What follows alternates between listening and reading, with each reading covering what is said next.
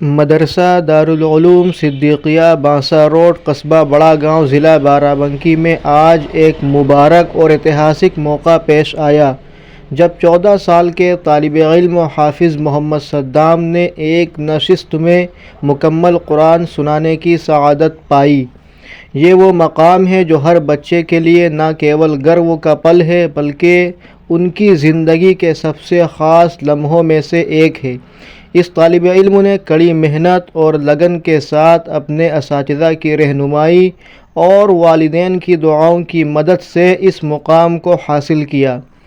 مدرسہ دارالعلوم صدیقیہ کا یہ عظیم کارنامہ اس علاقے اور گاؤں کے لیے ایک تاریخی دن کی حیثیت رکھتا ہے۔ یہ نشست جناب قاری محمد عامر صاحب و اظہر بھائی کی زیر نگرانی منعقد کی گئی اور مدرسہ کے اساتذہ و ذمہ داران نے شرکت فرما کر اس نشست کو مقبولیت کا درجہ دیا۔ مدرسہ کے اس پروگرام کے موقع پر مہمانوں کی آمد کا سلسلہ اور تلاوت قرآن سننے کا عمل جاری رہا۔ آنے والے مہمانوں میں مدرسہ کے صدر جناب مولوی عبدالحلیم صاحب، مدرسہ کے سابق معلم جناب مولانا صغیر احمد صاحب قاسمی اور مولانا کے فرزند حافظ محمد حسان صاحب، مدرسہ کے نائب محتمم جناب ماسٹر نور البشر صاحب، نگراں شعبہ پرائمری جناب ماسٹر محمد شمیم صاحب بہٹا، مدرسہ میں کم و بیش 23 سالہ قدیم استاد جناب مولوی نور الحسن صاحب اور مدرسہ کے محتمم جناب قاری معین احمد صاحب، بارہ بنکی سے تشریف لا کر جلسے کو زینت بخشنے والے جناب مولانا محمد ذیشان صاحب ثاقبی و مولانا محمد نسیم صاحب اور قرآن سنانے والے طالب علم کے والد محترم جناب ماسٹر محمد لائق صاحب سلطانہ پور کے نام شامل ہیں۔ قرآن سنانے کے عمل کی ابتدا بعد نماز فجر شروع ہوئی اور عشاء کی نماز سے قبل تلاوت قرآن کا اختتام ہوا۔ صلاۃ و طعام کے علاوہ تقریباً 12 گھنٹے یہ عمل جاری رہا۔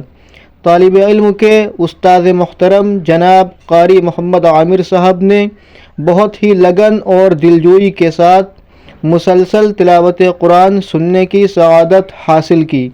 روزمرہ کی ضروریات کے مد نظر ان کی غیر موجودگی میں اس ذمہ داری کو اظہر بھائی نے سر انجام دیا۔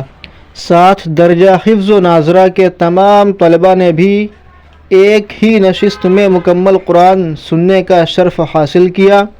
تلاوت قرآن مکمل کرنے کے بعد مدرسہ کے اساتذہ و ذمہ داران کے دست مبارک سے طالب علم کے سر پر پگڑی باندھی گئی۔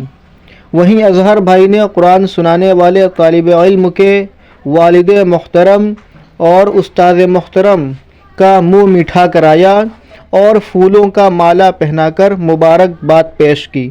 آخر میں مولانا محمد صغیر احمد صاحب قاسمی نے بچوں کو نصیحت کی اور مولانا ہی کی دعا کے ساتھ جلسے کا اختتام ہوا۔